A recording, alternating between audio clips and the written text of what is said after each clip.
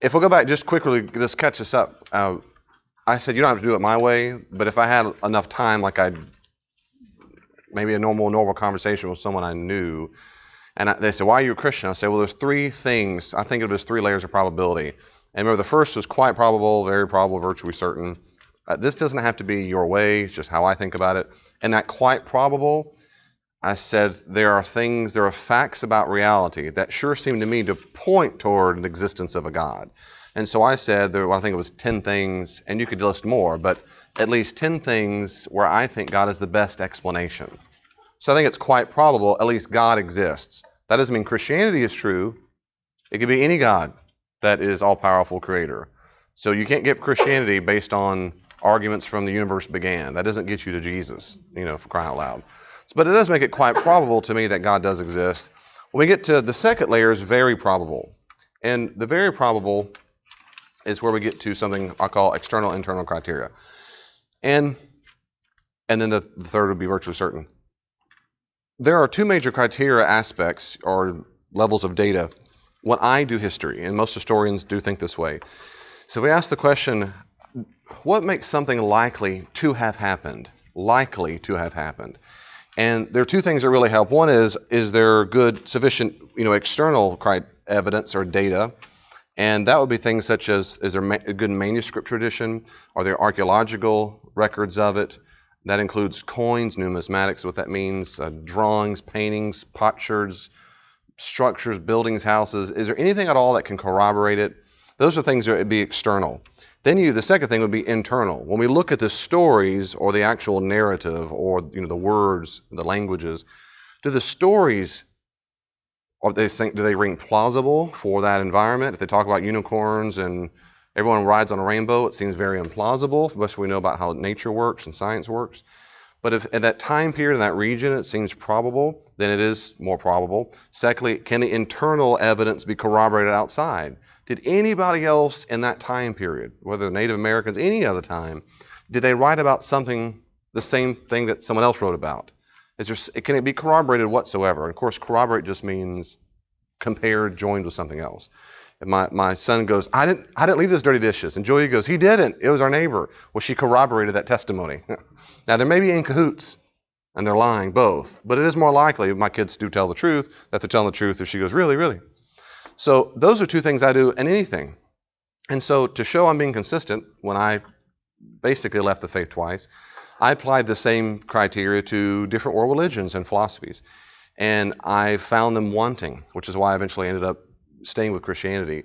For example, Mormonism. If you look at the Book of Mormon. So the Book of Mormon comes from a guy named Joseph Smith. I'm going to say this very briefly, but this is a perfect example of trying to be consistent. Joseph Smith supposedly met father, son, father who's a creature. The father was a human who eventually became a god. Jesus, who's a creature, of course. And then all people can be divine themselves. But anyway, the angel Moroni meets them and reveals these golden tablets or tablets of gold. We don't know if they just glowed gold or they were made of gold. He translates them into what's called reformed hieroglyphics. And it tells the story of, and I'll tell you about that in a little bit. Anyway, it tells stories. Well, the Book of Mormon supposedly had between 8 to 11 or ish witnesses who saw the golden tablets. And apparently, even to their deathbed, they said they saw it, even though 2 or 3 of them were excommunicated from the church, and then some of them came back in later on from the fold. Apparently, they never recanted. So they have witnesses and first-hand testimony, supposedly have seen it. What do we do about that? So we have manuscript tradition that's pretty good because it's not that long ago. This is 19th century. And then we have internal evidence of people who said they saw the golden tablets and Joseph Smith really is a prophet. Well, it kind of sounds like the New Testament when we say there's manuscript tradition, thank you, and there is internal witness. When I apply the same thing to the Book of Mormon, that's where I had huge problems. Huge problems. For example, when you look inside the narrative, it's particularly the internal data. Inside the internal data, there is zero corroboration of the tribe of Nephi. It's called, the tribe of Nephi. It can't be corroborated anywhere. There's no corroboration of the reformed hieroglyphics anywhere that we can find at all. The locations used aren't corroborated. There's numerous details in the story of this lost tribe of Israel, tribe of Nephi, that came over from Israel and so forth, that cannot be corroborated. They say there were horses here, chickens here, chariots, elephants, steelworks, none of those things existed before the Spanish brought them, most of them, centuries later. And so there's zero archaeological evidence for any of this. There's zero archaeological evidence for, I think I already said, but the language itself. So these become very problematic. So even if someone says, I swear I saw it, but then you read the story and there's zero corroboration, that's to me, that's unfortunate. And there's a guy who's considered one of the leading American archaeologists of our generation, and I think he now works at Yale, kind of retired, he's a specialist, Michael Coe.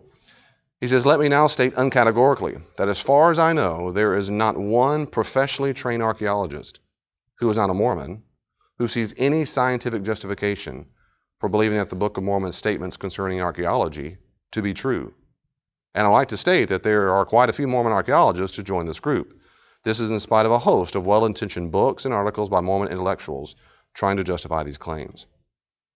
So what typically Mormons do will say the Mayans, the Mesoamericans, they are the ancestors of this original tribe, and some of the language we find there is just how, Reformed Egyptian and so forth. It's just the problem is everybody else who's not Mormon isn't convinced, and all the literature. Now that doesn't mean therefore they're wrong. It just means, for me, makes it very improbable when there's zero corroboration, not to mention other the hard data like steel and chariots and whatever. So I'm just saying that's the external and internal corroboration. We can do other examples if you want, but I want to move on. Do you have any questions or comments about that? If a Mormon apologist, he or she be right here and go, no. But I've done a good bit of research, so not tons. I'm not a Mormon specialist, but I've done a good bit of research on this, and that's one reason I'm not a Mormon. When I go to the New Testament and apply the exact same criteria, I find certain things. Okay, let's look at what I call very probable. Number one, the manuscripts we have of the New Testament in particular are very ancient. Now, let me pause here and explain what these things mean. A manuscript, this is a copy of P45, well, a sheet from P45, and I can just pass that around. And papyrus comes from papyrus plant. It grows in shallow waters, particularly in Egypt near the Nile. And they would take it off like you shuck a corn. I always want to say shuck a corn. Anyway, you shuck it. You pull the leaf apart, and when you pull apart it excretes this kind of a natural glue. And you take all the sheets apart, you crisscross it. So you lay them straight, you get them real wet, you get them straight, you put them a little bit on top of each other, and then you do crisscross. And then you get it really hot. A lot of times they'll put it on a big flat rocks, and it bakes it, and it comes out kind of wobbly and malleable, and you write on it. It's like lattice woven. Kind of, sort of woven. No, it's not necessarily woven, but it's like that. Layers. It's more like layers. That's right. And if you look at this picture, this is a picture of P52. Can you see the grains there? See those grooves that go left to right? And right here, you can see the vertical? Right there. Up, down, up, down, up, down. And some that you might be able to see in that picture as well in P45. And this was not the only, but the dominant way the ancient world and the Western world used it. Now, the Chinese did as well, but that's a different story. They could use vellum and leather and all kinds of stuff, but this was the most popular. It was a little pricey, but it was one of the cheapest of the options. And it was great. It lasted for a while, unless it had heavy usage. If it got too wet, it could get that worn out. To save money, they would take papyrus they might find in the trash dump, and they would scratch. You don't erase it; you scratch it off with a little knife. There's a little tool they could scratch it off, and they would use it again. They write on top of it. They're on the edges. That's called a palimpsest, and we have New Testament manuscripts just like that. They took old stuff and scratched over it and wrote a New Testament gospel or something. If they write on both sides of the document, that didn't happen all the time, but when they did, that's called an apostograph, from apostrophe from the Greek for back of the hand. So apostograph is when you use both sides. And the early Christians either invented or really, really made popular the codex. And those who had my class on this knows what I'm talking about now on how to read the Bible. This is a codex, what we call a book. Codex is, of course, when you take the sheets. There's about 3 or 4 major ways to do a book. If you rip this apart, you know how binding goes. You do a group at a time and you sew it, or you can glue it and do another little, you get another pack and you sew those, another pack and sew those, and then you bind the bottom. It's called a codex. Well, that was an invention in the first century. Romans used what we call a book scroll. It's a little confusing. The Greek word biblios, bibliography, Bible, that's the word for scroll. So Bible really literally means scroll. So I'll say book scroll or codex. This is a codex. The plural of codex is codices. And sometimes I'll use that word. I'm not trying to stop me and remind me if you ask me if I throw those out there. But so this is a codex form. Most everybody uses a codex these days. We don't know who invented it, but the Christians almost certainly made it the thing to do. And we know that because most Greek and Roman literature, all the way up in the first few centuries, are still in the book scroll form. But Christians almost exclusively used the codex for text they consider very special. Some might say sacred. That's somewhat debated, but very, very special. It usually made the level of Scripture. Probably because they put Old and New Testament together. Well, that matters because the earliest manuscripts we have are copies of copies of the copies. We don't have the originals. And so when I look at the Greek New Testament, what we have are portions of different manuscripts put together like a patchwork quilt. And these manuscripts come in little fragments like this. This is P52. It's the oldest fragment we have that exists. Now, recently there's 3 or 4 documents that might actually be a little older, and this is pretty exciting, and that's because they keep discovering manuscripts if you didn't know that, kind of like Indiana Jones. They keep finding them in monasteries and caves and different stuff. Churches, libraries, down in old bins and whatever. And inside of mummy masks, the Egyptians typically wrap their dead like a mummy. Well, the average poor person didn't get all mummified like King Tut. They get wrapped in linen. They had a little mask. And since they were poor, they would get a piece of papyrus to wrap like the inside of a little mask to put on top, or linen. And what we found is, well, we humans, not me, but what archaeologists discovered is, for a long time, they've been just finding these bodies and they'll just throw away the mask. Well, inside of the mask, on the papyrus, were copies of the Gospels and other portions. And maybe a first century copy of a big chunk of the Gospel of Mark was discovered on the inside of a mummy mask. So which means either a Christian used it out of sacredness, like, hey, that's the text, I'm going to use it as I'm buried, the text, or some pagan just found it. And then we don't know where it came from. But that hasn't been released just yet. The people who are a part of it have said it's coming, but it has to go through all the channels and gets released in scholarship, and then it's judged by everybody who's a specialist. But so far, the real specialists have said this is the legit thing, and we'll see. But so far, right now, that the month public, P52 is the oldest, written around 110, 115, give or take 10, 15 years. It's from the Gospel of John. It's about the size of a credit card, and so it's not that big. When you put a credit card, it's on the front and back, which lets us know it's what? Is it a book scroll or it's part of a codex, it's part of a page. So that means at least by the end of the first century, the Gospel of John, or at least this portion, was on a codex page. Now, most historians would say, the odds are this isn't just one random page of just, hey, let's make up a story. The odds are very high. This is part of a page of the Gospel of John. And if you study it, and you can, people do, they study the exact length of distance in millimeters between letters. The spacings between the top and bottom are formal, so whoever did that is fairly good at writing. There's spaces in between the word. There's a little bit breathing marks. Those came later, which means we can tell a lot, and you can calculate the distance and how many lines were on a sentence compared to later, fuller text, and we can calculate exactly how many words per page, how many pages would have been in this codex just for John. And this was found in Egypt. So it means a copy of the Gospel of John made it to Egypt by the end of the first century. So this very well could be a copy of the original, or this could be a copy of the copy of the copy. We don't know how far removed it is from the original. It can't be that far removed because most scholars think John was written no later than 90. So if it's that late of a date, this could have been in the side of the original. In fact, I think it probably was, but that's a different story. So these are the original codex? I meant to say that, thank you. The original was almost certainly not in a codex form. Almost certainly, because when the documents are spoken of in the early century, they call them biblios, scrolls. Well, correct, book scrolls. Mm-hmm. So are they papyrus? Yes, ma'am, this is papyrus. The book is, yes, ma'am, that's exactly right. Papyrus. So all the pages are papyrus pages. Okay. That's So exactly what's right. the scroll? Is it made That's out of- also papyrus, Okay. but it's rolled up. That's exactly right. No, good Okay. question. Good question. Would it be delicate? They could, well, they're pretty firm. It depends on how old they are, how well they're treated. They can get brittle, but for a while they can last. If they're well treated and they're not, rained on or whatnot, or left in the mud kind of stuff, or heavily used of the oil and grease, then they can be used for a long time. And David, do they know what verse or deal in John that yes, is? ma'am, this is from the Gospel of John the 18 something, and on the back is the same thing. I can't remember now in front of me. Oh, do I have it in my notes? No, I used to have it memorized. This John 13. But That's that was P45. different. Correct. That's a different page. That's different. So we don't have the originals. The originals are probably in a scroll, which is why this probably is not the original. Probably. We can't be sure, but probably not.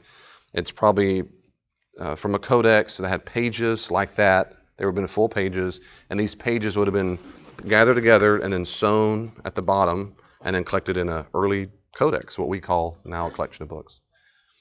But what's important are these manuscripts, they're ancient. So the manuscripts we do have, they're not that far removed from what we call the originals. Now this is the most updated list. I'm going to read the important ones for you.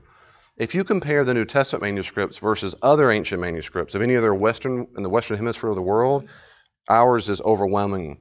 So for example, in Homer, so here's Homer up here. He wrote the Iliad around 800 BC. The earliest manuscripts we possess were written around 400 BC. So that's about a 400-year time gap. Do you see that? He wrote it around 800 BC. The earliest tactile things we possess are 400 years after it. They've got about six. The old number means that's what people used to think, but this is a very updated list. Now there are about 1,750 manuscripts of Homer. Now a manuscript just means handwritten, manuscripta in Latin, handwritten. That's anything from whenever it was written all the way up to the printing press in 1500s. So anything that's, if it's ever written by hand, it's a manuscript. No matter how small it is, it's a manuscript. It's the size of your thumb, that counts, if it's deemed to be independent. So a fragment, that includes the Bible, anything, okay, anything at all. Herodotus, there's a 1,350-year time gap between when it was written versus the earliest manuscripts we have. Sophocles, 102 years. Plato, 1,300 years. You see how far away that is? Demosthenes. And most of the manuscripts that we have in possession, Homer's got tons. That's the 1,700. Everything else, 109, 193, 210, 150, 200. So we barely have any manuscripts. Get down to the New Testament. You can't see it. They were written within 50 to 100 years after the originals. And we have about 5,700 copies. So we have way more manuscripts than any other literature in the Western Hemisphere of the world. And we have manuscripts that are the closest to the original more than any other ancient source in the whole world. Does that make sense what I'm going at there? Now that's, a lot of times Christian apologists go, we kill them, we beat them. Well, there's more to it than that, but just before I move on for a second, my only point here is, it does get stinking close. It's not like 1,000 years later, that's the best we got. We can get real close. Now, whole copies of manuscripts come late. Well, I'll get there in a second. Let me just give you an example. My point of this right now, it is early and ancient. 2, if you dismiss the New Testament manuscripts as untrustworthy, then you, of course, will have to do what? You got to dismiss them all. If you're being fair, you got to dismiss all of these things. And I love how Bruce Metzger says it. No classical scholar would listen to an argument that the authenticity of Herodotus or Thucydides, those we just were on that screen, is in doubt because the earliest manuscripts of their works, which are of any use to us, are over 1,300 years later than the originals. Nobody does that. Any Roman historian go, we can't trust it whatsoever. We don't have any clue. They just trust that it was copied correctly because that's all you can do. But there's more to it. In the New Testament, look at the distribution. This is where our manuscripts come from. So most of our manuscripts come from the 11th, 12th, 13th, 14th, 15th, this big gap, the hill. And why is that? Because that's the monastic period is at its height in the medieval times. And so most of those manuscripts come from there. It's these, I put a red circle, these earlier ones are one that's really important to us, the 2nd, 3rd, and 4th centuries. Of those, you see it's not nearly as many, but it's still a lot. So we've got all the way down to the 2nd, 3rd, and 4th. Those are the ones that we get real excited about. So P45 comes in that period and some others. And I'm going to give you another, more pictures here in just a second. So we have very ancient manuscripts close to the originals, but they're not the originals. They're just not. We don't have them. Where are the originals stored, do you know? Where are they stored now? We don't possess them. No one on earth has them. The originals. Yes, ma'am, that's right, the originals. And in textual criticism, it's actually kind of a hot topic to use the word original. For example, 2 Corinthians, or 2 Corinthians, whatever you want to call it, almost certainly is 2 different letters put together. Virtually every New Testament scholar thinks it's at least 2, if not 3. Chapters 10 through 12 probably is another letter, and if you want some time, you can look it up and see. It just seems like a closure and a beginning. And so 2 Corinthians is almost certainly, I think it is 2 different letters. Well, then the question is, what was original? If they're two different letters, when did this get put together as one letter? Because Paul didn't write two letters and then glue them together and then say, just send them both. He would have sent one, then a copy, then he sent another one, and eventually at some point they got put together. In fact, the leading theory now amongst most New Testament Pauline specialists and manuscript specialists say that all Paul's letter got combined together and got grouped together by the end of the first century, and that collection got copied together. So at some point early on, one in this 2 Corinthians, this joining got happened. So when we say the word original, what do we mean there? Because there's no way we... So it gets complex when we use the word original. But having said that, if we say it this way, if original means the thing Paul had someone write, because he had a scribe, and he would maybe write the ending, and he would say, all right, yep, I approve of that, send it on to Corinth. We don't have any of those. None of them.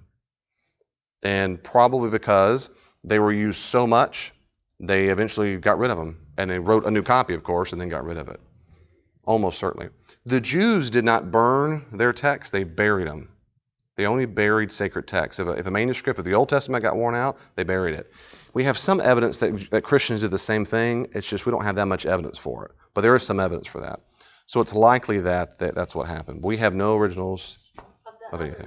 Is there any originals of the other works? No, ma'am. No originals of any of them. That's correct. No Herodotus. Authors, That's correct. Yes, ma'am. We've lost all of it. What's the earliest Old Testament? I mean, what's the earliest Talmud that they've got? Old Testament. That's a good question, and I'm glad you said that. Since I'm talking about Christianity, I'm obviously focusing on the New Testament manuscripts. Old Testament's a very good question, and maybe sometime we can reflect on that. In the Old Testament, this is a cool story. One second. I talk myself out of getting these markers. I won't need it. And then I always end up, I want to draw something. For basically ever, our oldest so here's the Hebrew text. This is a version of it. Torah Nephiim Ketuvim. It's right to left. So I'll pass this around. And here's a Hebrew English interlinear. If you've never seen one of these before, I'll pass them around.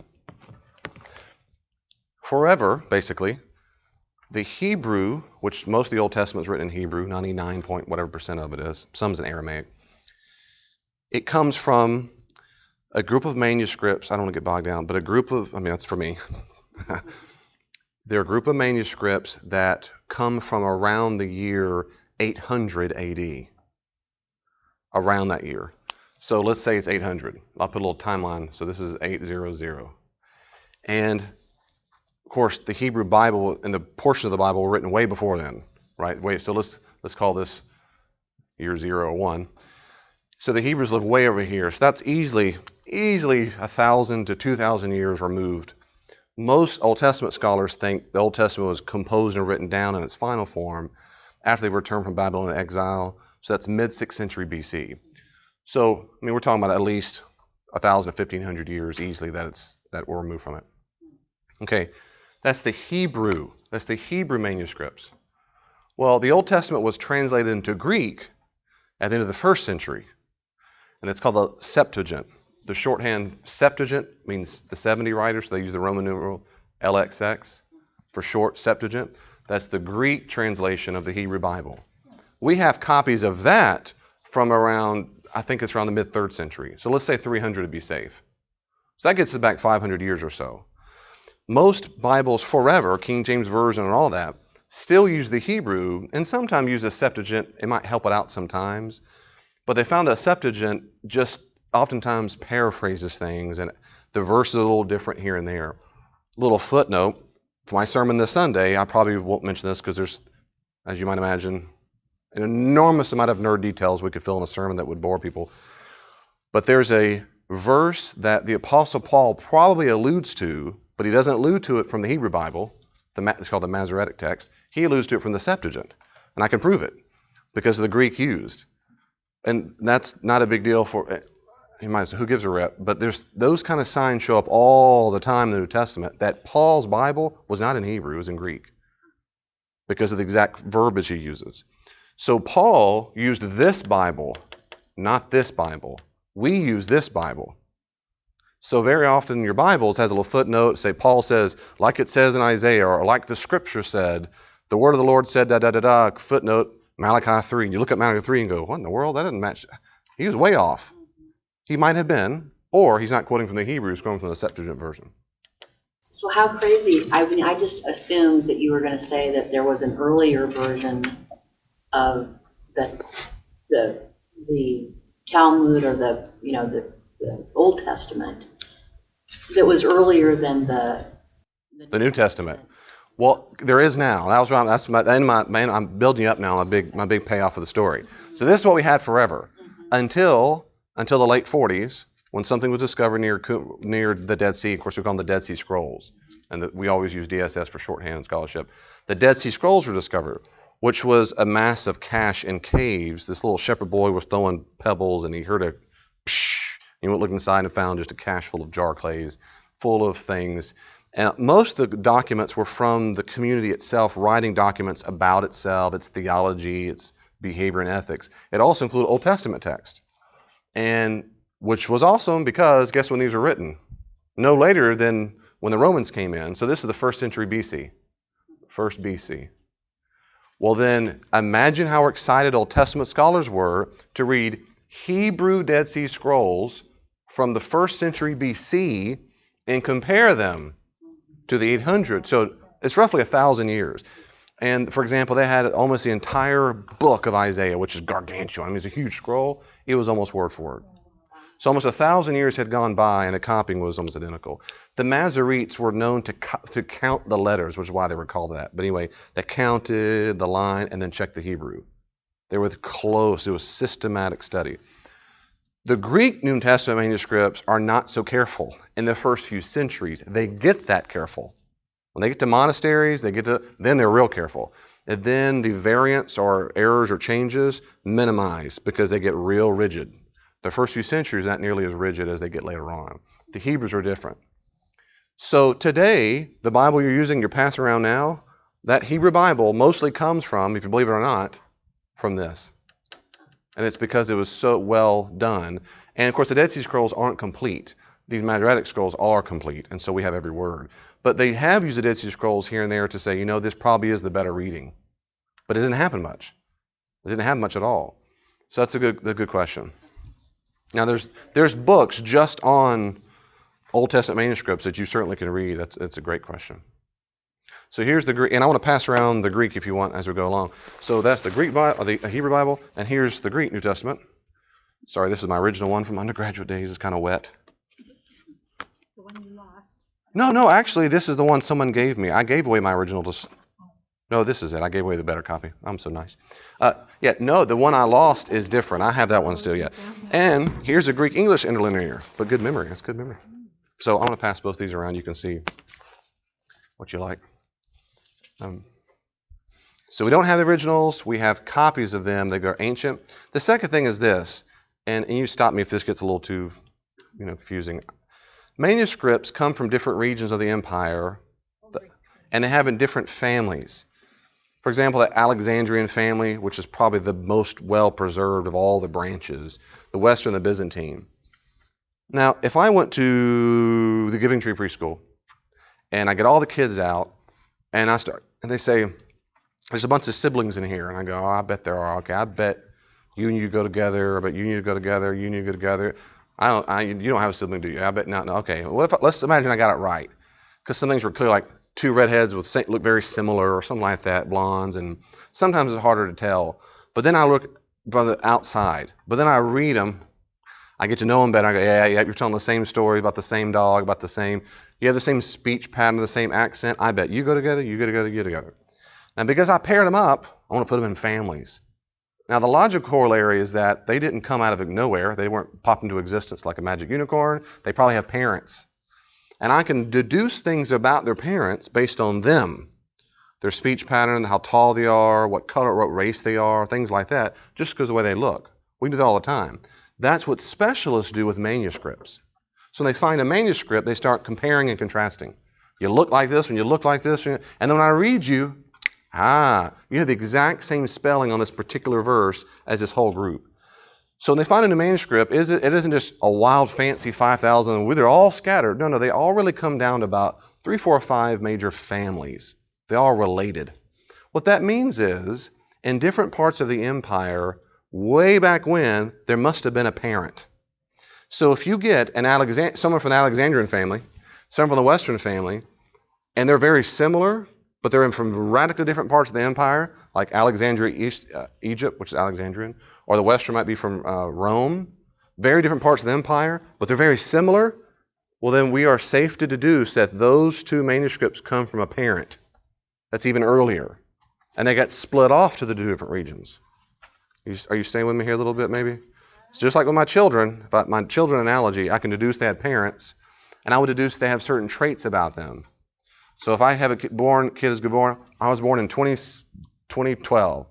I bet then, and most parents are this age, I bet your parents were born around 1980s, I bet, because that's probably how it usually works and da-da-da-da. That's what we do with actual manuscripts. If by the 1st century we've got manuscripts in Alexandria P52, that's in Egypt, and we got another from the Western around the same time, it means they probably come a manuscript that's even before the 1st century, and it got copied and spread to the regions. So that's a big deal. The reason why it makes it very probable they're trustworthy is that we have different manuscripts from these different regions that take us back all the way back to, certainly there must have been an early text that gave rise to these families at the end of the 1st century. Well, who gives a rip? Well, scholars sure do, historians do, because the Gospels, the whole New Testament, everything in the New Testament was all written and finished by the end of the 1st century. And Mark was almost certainly written first. I think it was written, might be early 60s. Some scholars say the average answer is around 70. Let's say 70. So if Mark is written in AD 70, but we're not sure, and we have copies of Mark, manuscripts that come to the end of the 1st century, that's 30, 40 years removed from that. Now, the earliest full copies of Mark we have come from around 225. That's about 170 years after the original was written. I'm trying to get, so that's close. So the families matter. The families matter a whole lot. And lets us know this is not thousands of years later. It's not even 500. It's not even 200 years later. We know that the manuscripts we have were based on texts that go back to the 2nd century. Now that's really, really cool. Now, another thing this matters, because every time you read Bart Ehrman, if you hear him, he's going to show up on CNN or the TV shows, and he's got brand new books saying you can't trust it and so forth. And a lot of what he says is right. It's the melodrama that sells the books that's wrong. Because it's so early, now stay with me, because it's early, and because it comes in different parts of the empire, it means there's no way any ecclesial authority could have blocked out books not getting into the Bible. There's no way some power, massive pope, there's no pope yet. There's no pope. Pope doesn't come to the 3rd and 4th century. Most say Pope Leo around 480. But anyway, that's a little debated. But we're hundreds of years. Christianity is not even legal yet. It's still a religio illicita, an illegal religion. There is no power structure to put in stories and take out stories and change all up. And we want Jesus to have 12, so let's scratch it in there. That's impossible. It's impossible. There is no authority structure that can make these major families all change it up in a short period of time around the empire. So that's impossible. So there is no orchestrated attempt to suppress or change the manuscripts. That's good news for us. That's not different. Like Islam, that's exactly the opposite of what happened. In Islam, when they had different copies of the manuscripts, one faction of Islam, of the Muslims, grabbed the ones they liked the most and literally burned the other manuscripts, and then make copies of the one tradition they had left over, and then say, see, we've always had one. It's you Christians that can't trust yours. That's really what, they all know that. That's what happened early on. So this is good stuff when you have stuff that goes back earlier. Can I pause there? Any questions? If not, I'll move on. That's the most technical of what we're going to do. I'm trying to help you. But number 3, it's not the telephone game. Well, David, I thought the copies of copies. You know how the telephone game works. You know in Britain they call it Chinese whispers? Bunch of racist. I'm just kidding. It's called Chinese whispers, but here we call it telephone game. So, I like blue elephants. And then it goes around and it says, I eat cake. I mean, it's haha, it's funny, haha. It's to be silly. That's not how manuscripts worked. That's not how it worked at all. First off, it's written, not oral. so they can see word for word exactly what was said. There's multiple lines of transmission. So it's much more like I read aloud the Bible and you all make a copy in my presence, or I give you a copy and then you look at the same copy, then you look at the same copy, you look at the same copy. That's more. There's multiple lines. And then y'all all move off. You go to New York, you go to Vegas, you go to Florida. There's multiple lines of transmission, and then they get copied over here, and y'all live in Florida, New York. And then also, they almost certainly still had access to the original copies. This is really, to me, it's very, very neat. A guy named Tertullian was an early church father. He lived in the 2nd century, so the mid, let's say, 150s to be fun. Tertullian was an early church father, and he says in his, well, it's translated, The Prescription Against Heretics, in chapter 36, he says that you can go to the churches and still find the authentic or original documents. And he's saying you can still go to the major churches where these, like in Philippians, Corinth, and find the original manuscripts. That's the middle of the 2nd century. Now, maybe he's mistaken, maybe he's lying, or maybe he's telling the truth, he knows what he's talking about. Well, if you take that information, and another leading scholar, his name is George Houston, he states that literary documents on papyrus, if they're, depending on their usage, can last up to about 200 years. That's across the empire. So you put these facts together, it is not unlikely at all, I would dare say it's historically plausible, that the original documents that we no longer possess, they did possess them, they kept them, they were very sacred to them, and they got a home, they got planted to the original audience to which they eventually landed. Either they were written there originally, or eventually they got planted there, whatever, and that people would go and make copies from the original, and then go to where they're in the empire. Even go there, go make the copies and go. As Tertullian says, go visit for yourself. But the assumption is people would go visit or could go visit to see the original manuscript. And eventually, when the copy got so worn out, they didn't need it anymore. They would get rid of it because they had what they would consider to be good copies. And there's also evidence that happened early on because the manuscripts themselves, those pieces of paper, when they start introducing, for the podcast, papyrus is not paper. I'm pointing to a piece of paper with a copy of papyrus. So papyrus is not paper. That's where we get the word, though. They had breathing marks. Well, that means it's used in liturgy. It's used in church services. And the breathing marks got there early on. They're not consistent, but they got there early on, which shows that very early on these texts were sacred. They were used for public worship. And that almost certainly when they were copied, they were held in such high esteem that they took it very carefully. And they were very careful with it. And a brand new book just came out, just got 2016, and it's a very complicated but a technical book arguing that the manuscripts were in fact copied very, very carefully, which is probably somewhat in response to Bart Ehrman, but that's a different story. So it's not the telephone game. Another thing is this is real fun too. When you find, you have big pieces of manuscript, like here's a copy of P45 you have there, they have bigger copies of books. Well, a couple of decades ago, several decades now, they went to Oxyrhynchus, which is in Egypt, and they were looking through the trash dump. And in the trash dump, they found thousands of documents of papyrus. And now, most of the manuscripts we have in the ancient world from Rome and Greece are about taxes or taking inventory. That's really common. 14 bays of hay, what are they called? Bales of hay. 15 loads of fish. Inventory is very common. Or things they were purchasing, bills of sale. That's really popular. Letters between spouses or friends. And they found biblical manuscripts. So in a trash dump. Well, they found fragments. Well, here's the good news. On the left side here is Codex Vaticanus, written about mid-4th century. So this is, say, mid-300s. It's exquisite. Look how well done that is. Even got a little color. So this is, you may not know this is exquisite, but it sure is. See the edging here? Can y'all see that far? See the holes where this was sewn together in a codex form? Both pages. They have, this is from the book of, I think it's from the book of Hebrews. Because I think it's Pros Hebraios means something to the Hebrews. Anyway, they've got the letters are straight. You can measure the good copyists by how straight the lines were, how consistent their letters were, the spacing between the letters. They've got a couple breathing marks there, the spacing of the columns. All this stuff was measured out. And the stoikoi, or the spacing of the letters themselves, you were charged by that. So when a person wrote it, you were charged by how many stoikoi or letters you had per line. And this thing is so well done. The earlier manuscripts aren't so pretty. You can tell they're not as trained, perhaps, when they did it. Most of what you have now in your Bible for the New Testament comes from Codex Vaticanus, or another manuscript that's like this one called Codex Sinaiticus. It's a different family. That's great. 2 big, full, fat copies of the Gospels. Some are in different order. Some don't have. We're missing some parts, like that copy on the paper there. See how much you're missing there? Well, when they found the trash dump of Oxyrhynchus Papyrus on the right side, that's just one example. That's Papyrus number 1228. It's from the late 3rd century. So it's roughly 50 to 100 years earlier than this one on the left. Well, it's always exciting when you find something, because the issue is you want to compare it, right? Because you're going back in time like a time traveler. Well, you see how fragmentary it is, but nevertheless, when you compare it, this is not from Hebrews, I don't think, but the analogy still works.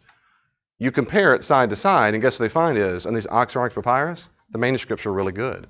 They have some errors, changes, but they're almost all spelling, verb tenses, and whatever. Those you immediately can recognize that's what they meant to say. They didn't have spell check. It's not Microsoft or Google or something. So when we find, so the point, of course, is when we go, that's my point here. The earliest fragments we keep finding, like Indiana Jones, they corroborate what we already knew. That's good news. It'd be much more disturbing if those early fragments say Jesus had 13 disciples, he really was a woman, he's from Vegas, he's Canadian, they were Native Americans. That would be, oh my goodness. Either we would say a brand new sect, but what if it sounded real similar but had some key differences? He really didn't die on the cross. That's what Muslims say. And we went, oh my goodness. That's not what ever happens. All through the last several decades, every time we find more manuscripts, it keeps corroborating. It confirms, it does not disconfirm. And that's a really, really good deal. Number 5, there are no major lacunae. A lacuna is plural, is a gap, is what we use the word for lacunae. Maybe the end of Mark, but for example, here's a copy of part of the Dead Sea Scroll. Remember I told you about how Isaiah, we went back all in your board up here, back to 1st century BC. So, in fact, I think this might be the Isaiah scroll, but look at the bottom here. You see the big gaps? It looks like someone just ripped it or burned it up. Well, what happens if you don't know what's in the scroll there? If you don't have another manuscript of the exact same book, it looks like this. We just don't have a daggum clue. We don't have a clue what it says. So when you transliterate the Hebrew, look at this gap here. That gap is a hole. Well, in English, to do the hole, they put in parentheses, bracket, ... for the son, so, bracket, NS. NS is where it starts. ... bracket. Look down here with the ... dots. That means we have no idea. And when scholars try to fill in the gaps, like up here, for the and then here up here, the spirit of, in the bracket, that means just a human like us, some scholar, what's called a scholarly emendation. It's a guess, but it's an educated guess. If it said Jesus went down to the sea of, and he had fish, the odds are it's Galilee. But we would write in brackets if there's a hole. So when you look at the Dead Sea Scrolls, some of these documents, we can't compare it. We have no other manuscripts ever. It's lost in history forever and ever and ever. And that's why it's going to look like this when they transliterate it. But guess what happens in the New Testament? Nothing like that exists. We have nothing like this in the New Testament. You're saying, David, yes we do. You gave me a copy of this manuscript right here. And it's incomplete. And you're right. But that's why I keep saying, if you can't compare it to other manuscripts, we can take this exact manuscript here and compare it to other ancient manuscripts, and it fills in the gap perfectly. Does that make sense? It doesn't say, and then he ate a dog. It's like, what? That doesn't fit at all. It just, nope. That's exactly what you'd expect. That was one of a kind. Correct. That exists. That's right. We use the word extant. Extant. That means it's still around. We can touch it like this piece of paper or the napkin. It's extant. And that's good news. When we get fragments like P52, remember that little thing of the credit card, that first image, that little baby one this big? When you take that and compare it to John, guess what? It fits like a puzzle piece. Does that make any sense? And that's how exciting that is when we find it. It'd be bad news if it didn't fit like a puzzle piece. Now that's a little melodramatic. There are some changes, but it's very close. When there are changes in the text, because they're not copied perfectly, there's no spell check. They did not copy them perfectly. They didn't. When they're not copied perfectly, we call that a variant. You might call it a mistake. Well, that depends, because sometimes they did it on purpose. We call it a variant. And if you want to go to sleep faster than listen to me, you go home and try to copy by hand the Gospel of Mark and see how well you do. Bring it next week and let's compare it. How well did you do? Oh, let's use here. And you're going to does that mean you don't love Jesus? Does that mean you're a dirty, rotten sinner?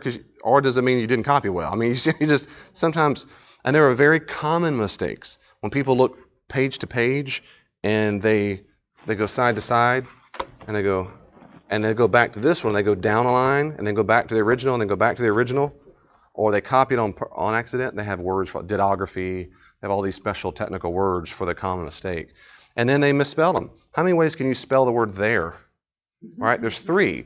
Well, if you're in mind, you say, and then those women had their food was lifted from them, or their whatever. Well, in your mind, you might fill in the gap, but spell something very differently. Happens all the time. We send an email, you proofread it over and over and over, and you still send it. Dadgummit, I know I read that right.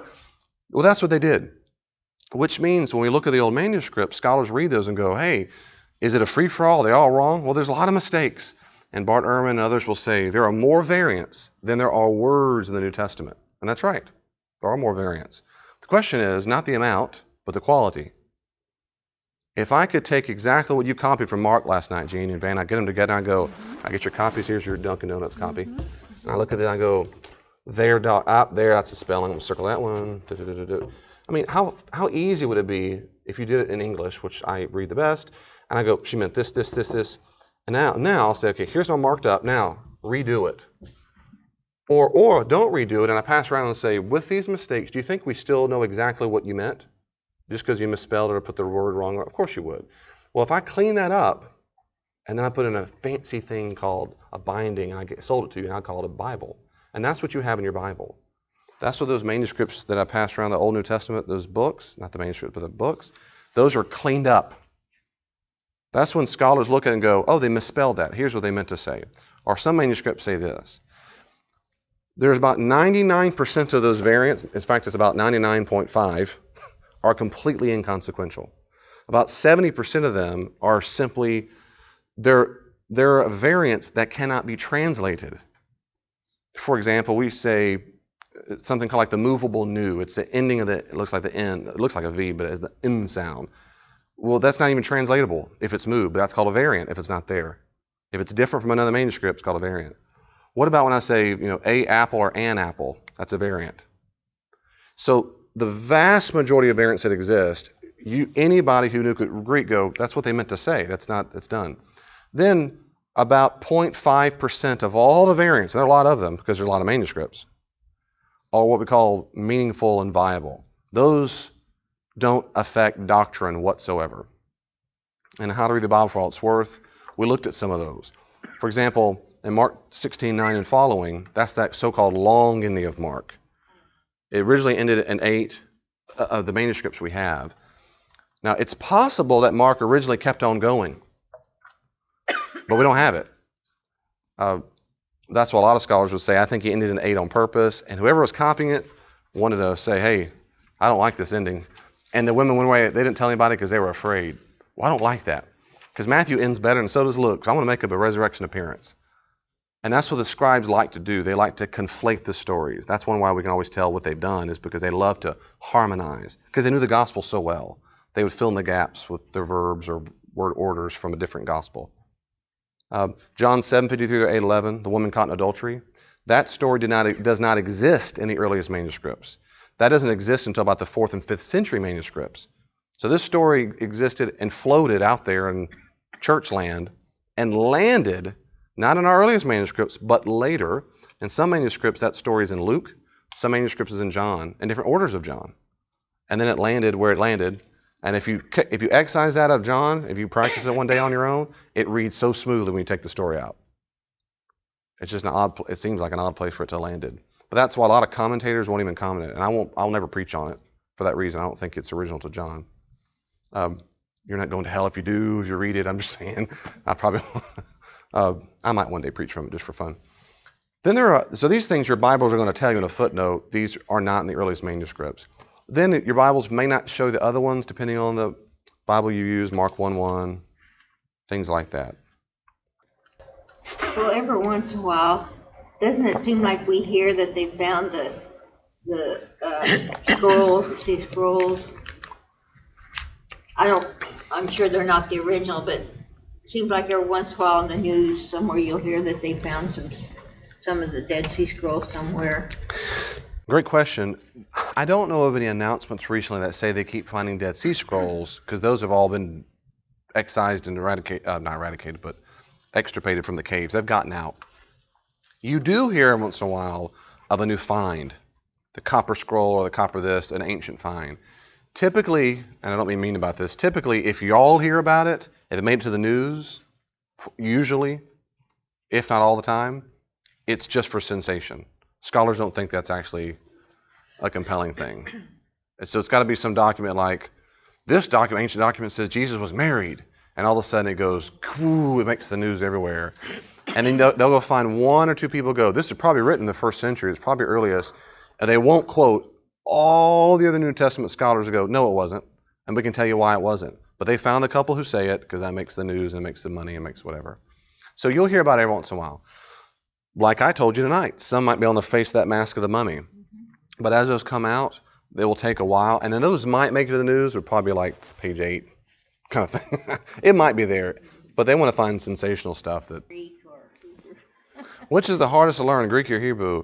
That's a great question, of course, and that so much depends on the person. I found Greek a lot easier than Hebrew.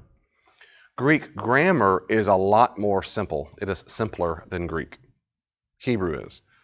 It really is. They only have, it doesn't give details. It's easier. But because the letters are Semitic, you got to learn the letters and learn the words and learn the grammar. Greek, sometimes you'll see it looks, I kind of recognize that once I start learning how to read it better, because English has comes so much sometimes from Greek, from Latin or Greek or German. But so that I found it easier.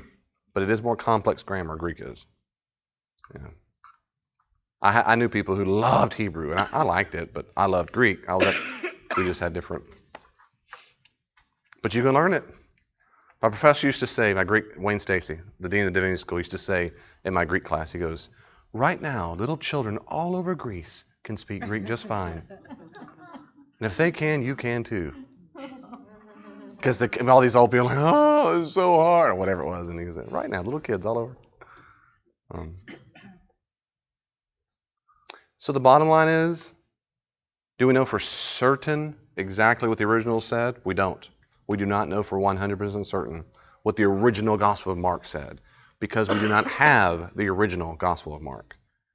What we have are almost certainly very reputable early manuscript copies of the original. And when we keep finding fragments and it corroborates it, it makes it more historically probable the more we keep discovering ancient fragments. So do we know 100% certain? Nope. Is it very likely? Yes. Most New Testament specialists and historians, even if they're Christian or not Christian, would say that we have in this, here's the Greek, this is the Nestle, this particular version, this is the Nestle Aland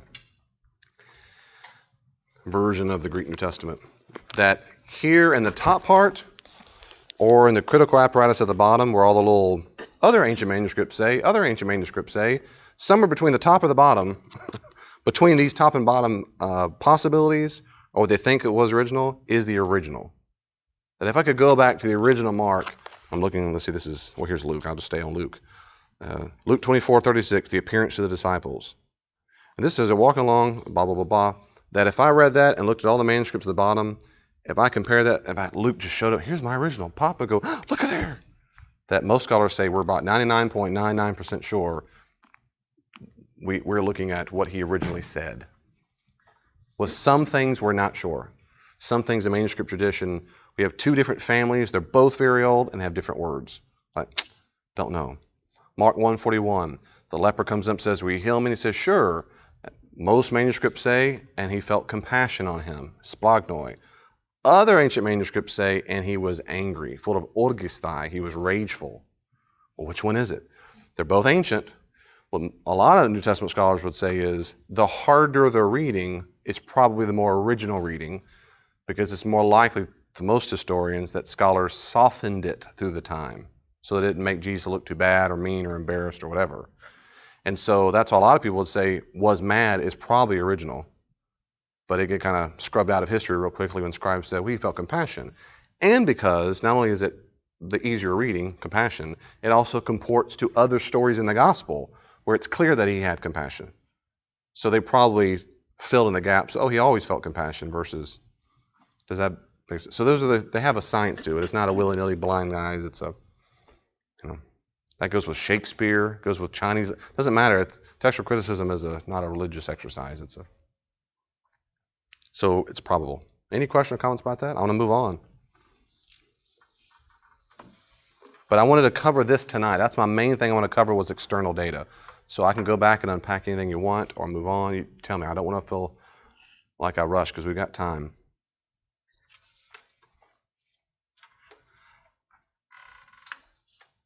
Nothing at all. I really hope you're not discouraged when on the news you hear people. There's a guy named Bart Ehrman who teaches at UNC Chapel Hill, and a smart guy, articulate. He's a good author. I think he's a clear speaker and clear author. I don't particularly like to hear him speak because of his vocal inflections, but he's a clear guy. He's a smart guy. He was a Christian. In fact, he was a very, very conservative Christian in his undergraduate. And Bart Ehrman is from the great city of Lawrence, Kansas. Went to Lawrence High, and he went off to school. I think it was Wheaton College, and conservative. Then went to Princeton for his master's. And while he was there, and you were at Bart Ehrman, right? Or someone I was talking to some other day. Someone at this church was there. Was 1 year ahead of him. I think it was Hyacinth. I think Hyacinth was there. I think it was Hyacinth. What was his last name? Ehrman, E-H-R-M-A-N. E-H-R-M-A-N. Ehrman. And he's on all over YouTube, bestseller books. I mean, tons of it. His primary specialty, he's a New Testament scholar and New Testament manuscripts, textual criticism. That's his main specialty. And when he went off to his master's degree, he did a paper on Mark. I feel like I'm blocking this every time. I know exactly and I forget it. It's in Mark's Gospel when Jesus is speaking. And he says, it's when the high priest, when Abiathar was the high priest in the time of David, Well, probably that priest wasn't the high priest during David, depending on how you read it and whatever. Well, Bart Ehrman wrote like a 50-page paper defending all the different options of how you can kind of get around what seems to be a problem in that text right there. And the professor, gave him a good grade and turned it in on the top of the paper. It said, why couldn't have Mark just got it wrong? And for Bart Ehrman, that was the first of the end of the world for him, because he said, it hit me like a ton of bricks that what if he was wrong? Well, if he was wrong, then why trust any of it? Because he's grown more fundamentalist where it's all or nothing, the baby, the bathwater kind of thing. It's got to be inerrant, without error, and the original, the copies and everything. Well, then he studied more manuscript traditions later on and realized not one single manuscript is identical to another one. Not one. There's some variation, some variant, some spelling error or whatever. And then, of course, for him, he talks about all this openly. He calls it a deconversion. Then I realized, well, if God inspired it, then why didn't he inspire the copying? If we don't have the originals, if he didn't inspire the copying to keep it the exact same, then why in the world would you assume the originals were inspired? Well, that started more problems.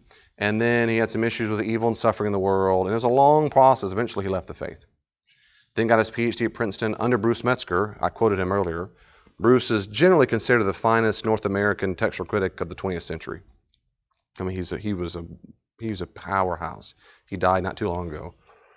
He was one of Bruce Metzger's last students, in fact, PhD students. And they co-wrote a couple things together, and he's a bright guy. Well, he did his PhD thesis, his dissertation, on what he would later rewrite into a book called The Orthodox Corruption of Scripture. So he made the argument, when you look at the manuscripts, when scribes changed certain things, they did it on purpose because they had an agenda to make it orthodox, their version of orthodoxy. Well, I read that book in my PhD, and I didn't find it compelling, but some of it probably is right, but a big chunk of it is not, and there's a lot of fatal problems to it, and it had some acceptance among scholars. A lot had the same problems I did.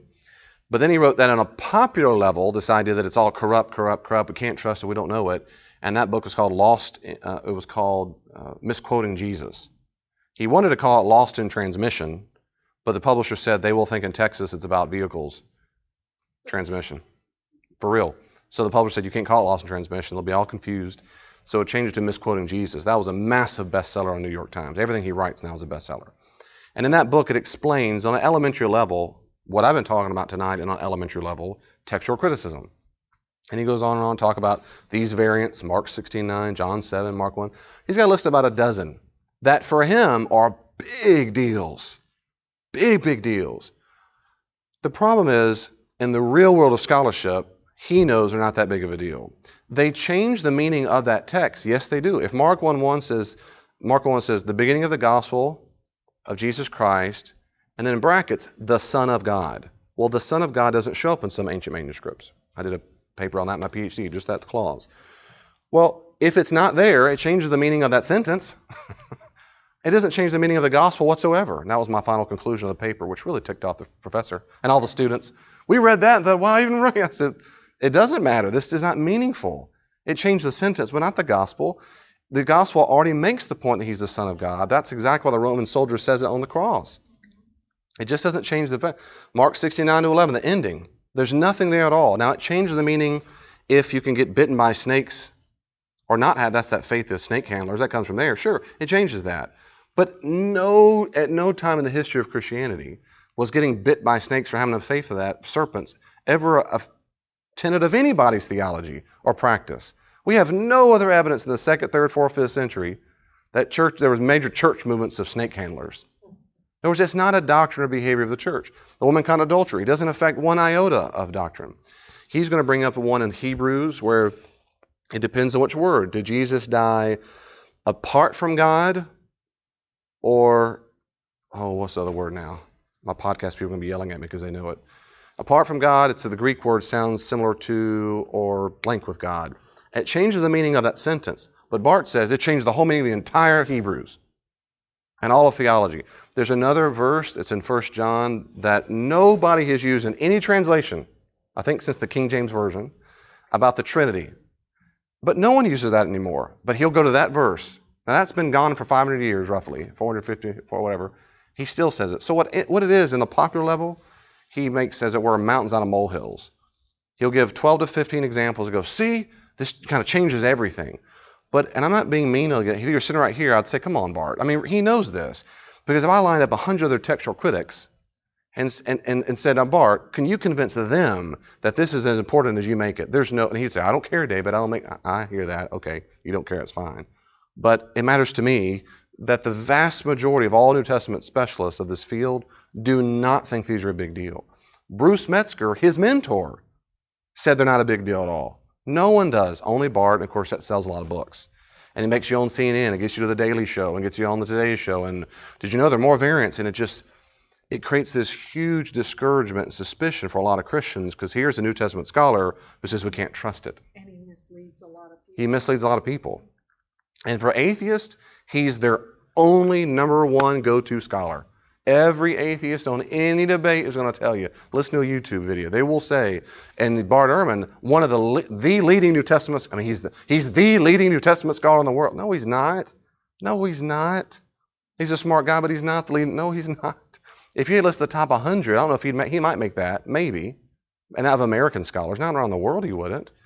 So all I have to say, I'm not there. I don't teach at all university. I'm not dogging them. I'm just saying, when you're an atheist, and that's the one you go to because it makes your point, it really can lead people astray, and including Christians, that's all. That got marketed a lot. Marketed a whole lot. Yeah, misquoting.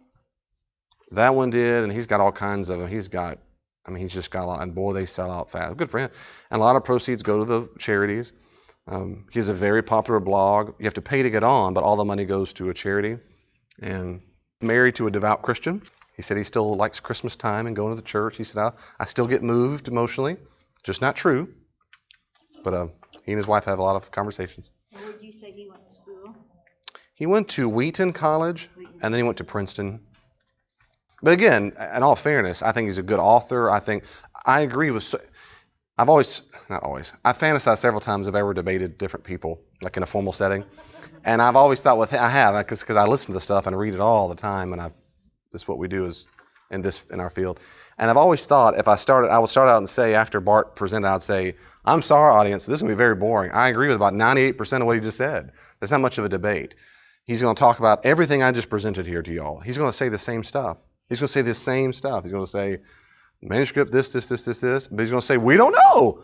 He's going to scream it. We don't know what the originals are. We don't know. And I'm going to say, I agree. So that's not a debate. I agree. We don't know for certain, and that's what he means. But what he won't say in debate publicly, because he's been in a lot of them, he won't say, but it is very likely that what we have is behind closed door in scholarship and literature. Yes, he does. He will make detailed arguments of the authenticity of Paul's letters based on exact words. Well, the words come from manuscripts that he doesn't even trust or says you can't know. You see, in other words, it's a good show, but when you get, and a lot of scholars will say that, they'll say there's Bart in the world, and there's Bart in scholarship, and because you can't get away with that junk in scholarship. They will they won't do that. But I'm just trying to encourage you. I'm not trying to dog him. I agree with a lot of what he says. It's the conclusion he draws. It really comes down to, for him, number 6. He's going to say, no, these things are very important, and almost nobody else does, and I don't. I've looked at all of them, whatever that's worth to you. In my PhD, I had a whole class on this. I've read an enormous amount of literature. I've been as open-minded as I can be. They don't affect a single major significant doctrine of the church. Nothing. They do change the meaning of those sentences, maybe the paragraphs, maybe sometimes that document as a whole, but not the Christian faith. But if you've never heard this before, it can really rattle people. And I've met people, they'll email or call. I saw him, he said, Bob, I read that book, and it rattled them because they weren't exposed to it. So I kind of feel like it's my job in life the last several years to go expose all the Christians I can in a safe environment to say it's okay to ask questions, have doubts, whatever. And what's the variance in the other non-Christian books? That's a good question. There has to be a variance, right? Yes, ma'am, that's exactly right. You got it exactly right. So they all have variance. 1% variance in the Bible. No, it's less than 1% that affect some meaning at all. Okay, so what's the variance in other documents? That affect the meaning? Yeah. And I don't know. And I'm sure that depends on the document itself. And part of the problem, that's a great question, but part of the problem again is we have what they call an embarrassment of riches. The reason why we have so many variants is because we have so many manuscripts. Yeah. Every time you copy, if one page and one page and you've got 27 differences, well, that's tallying quick.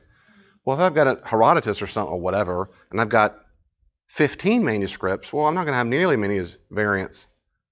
So you might have none of these really affect the great meaning, or maybe there's 15. The problem is we just have so many. The numbers might sound overwhelming. So they might have less, but that's because they have fewer manuscripts and fewer chances to get it wrong or change it.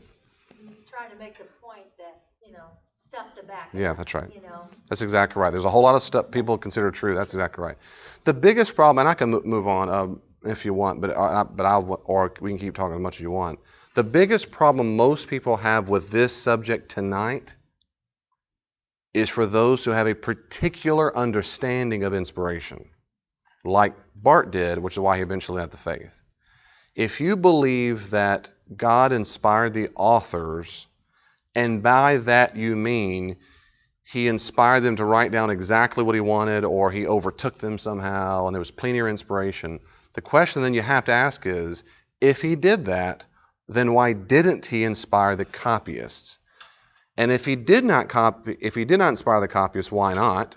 If he did inspire them, why do they have all the variants? Why do that to us? Why didn't God inspire them to keep the original? Because it'd be so important to us. So those are the kind of questions he asked. But those questions, it seems to me, are only problematic if you hold to a particular view of inspiration where it's only authoritative if it's copied perfectly and or all the words are preserved, you might say preserved perfectly. There's a significant portion of North Americans that do. Most Christians around the world do not have that kind of view of what's called inerrancy or inspiration. Most don't. But in North Americans, there's a lot of the fundamentalists that do. And Bart Ehrman's books are like kindling on fire. I mean, they just, because they go to like he did before he deconverted. I mean, they'll go to fight this. If any of this stuff is true, it means none of it's to be trusted. So they're fighting off the same thing he fought off, but he, quote unquote, gave in and changed his mind. But you don't have to have that view of inspiration if you don't want, but some people do. I think most Christians believe that you have to have that faith. You have to have faith that it's what the Lord wants us to have. He seemed to be looking for an out. Yeah. Because if we knew it for certain, we wouldn't have to have faith, that. Maybe. I hear what you're saying. Yeah, maybe if we knew for certain, we wouldn't have to faith. Respectfully, I see that a little differently because, again, I think of, we can use faith as being uncertain, therefore we trust even when we're not certain. In a popular language, and I get that. Biblically speaking, that's not how it's used. Biblically speaking, almost always, faith means a rational trust. I have faith, you have faith that chair's working, which is why you're sitting in it. It's not a blind leap of whatever. It's a rational, no, it makes sense to trust my wife, my friends, my whatever. So in that sense, I do have faith that the manuscripts were reproduced faithfully because I have reason to think that they were reproduced. I don't like just close my eyes and go, I just believe God must have done it. People can do that. I don't, because we actually have evidence that it was it transposed through time well, that it was copied well, and that where there are variants, we can spot them. There's simple spelling errors and whatever. So for me, which is why I'm looking at historical issues, like I would compare to Mormonism, whatever, is do we have the evidence to back it up? Where your definition of faith in that usage in that sentence might be more needed or helpful is these other ancient texts like Herodotus, Thucydides, and whatever. When you got a 1,000-year time gap, you got to have some blind faith, right? Because we don't have the originals. That's a long stinking time for things to change. There, in my opinion, it's even more improbable, but we still have reason to trust it that it's true because of various reasons. Like some of these stories, why would they make it up? They seem to fit the historical world we know. That same kind of a corroboration issues. Well, if we can kind of trust that already, how much more should we trust our manuscripts based on the evidence? Based on the evidence. Some say, well, if God wanted us to have the originals, we would have worshipped it. We would have made idols out of that and all that. Some people say that. I don't find that compelling either, but maybe so. Maybe so. I don't. Problem is then a book like misquoting Jesus Yeah. just allows. It confirms for them, yeah. That's right. For them, it's corroboration. See, it says here he's a leading New Testament scholar, and I had never heard this in my life. And why trust any of that stuff? Why trust? Yeah, that's right. And then there are numerous other books written that give what I've just said, but it's much more of an even-handed approach. Those will make top seller lists. No one's going to buy. That's not sensational. You said they're going to be even-handed. Read Larry Hurtado. It's in the handout, right? Larry Hurtado, the Gospels. If you go back, if you want to read some real good literature, read that. Read some other, there's other stuff I could recommend, but yeah, there's good stuff there. Yeah. But I just love it. Yeah. Well, but what I do is, I'll say two quick things. One is about Bart Ehrman, and another was about, when I have used this on a conversational level, if I have the time, I unpack it. If I don't, what I say is, those like these big three, quite probable, very probable. And I think I preached on this before, and I said I get down to about 60 seconds. And I have three things. One, I think God is the best explanation for a wide range of facts about the reality of the universe. Two, I think Christianity has the most historical information and corroboration and evidence of any world religion, the most historical evidence we have. Three, a religious experience that corroborates it. So that's my nutshell. If they ask me, what do you mean historical evidence for Christianity? Then that's when I go, I mean two things. I break it into two categories, external and internal. We have very good manuscript tradition. I can trust it got copied good well. We have good internal evidence because the stories it tells are corroborated. That's next week. outside of the. Correct. And they're very plausible. And I'm going to defend all that next week. So does that make sense? So in my mind, That's better. Well, that helps me. well, that's my. Hopefully, that's the outline is for. That's why it's. So that's my big three. If they put me on the first one, what about God? There are several things I think God's the best explanation. I can rattle them off. Doop, doop, doop, doop, doop, doop. You might not do all 10. Just do whatever you think compels you. But I know mine. If they say, what about that Christianity stuff? I can do 2 parts. Which one do you want to talk about? And then or what about religious experience? I can talk about that too. Now, I didn't do that overnight. I didn't get there overnight. I didn't. It's taken me, 3 graduate degrees and a lot of reading to get there.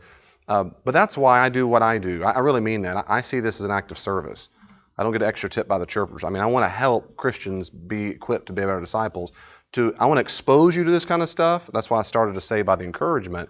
I would hate for people to be discouraged when they hear about Bart Ehrman and the new study came out, found out none of it's trusted. I want to say, wait a second, I at least been exposed at one time.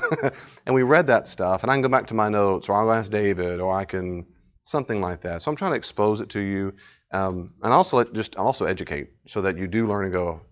I mean, Christians ought to know a little bit. If someone says, where'd your Bible come from? You don't want to say, it came from heaven. No, it didn't. I mean, but some people say that. Some people, they've never, I'm not making fun, they've never learned in their entire lives how it was formed. And I want Christians to grow up and say, this is where our Bible comes from. It comes from a whole bunch of manuscripts. Mostly, not all, mostly papyrus scrolls in pieces. Where'd those come from? Different parts of the Roman Empire. Where? Well, then, if they keep asking, you get specifics, or go back to your notes. But the manuscripts, why trust them? Because we have really old copies. That's the short answer, really old copies. How do you know that? Because we can study them and know where they come from. Well, there's tons of mistakes. Well, they're called variants. There are a lot of them. What's your point? Well, how trust it? Because almost all of those mistakes are spelling errors. We can correct them immediately.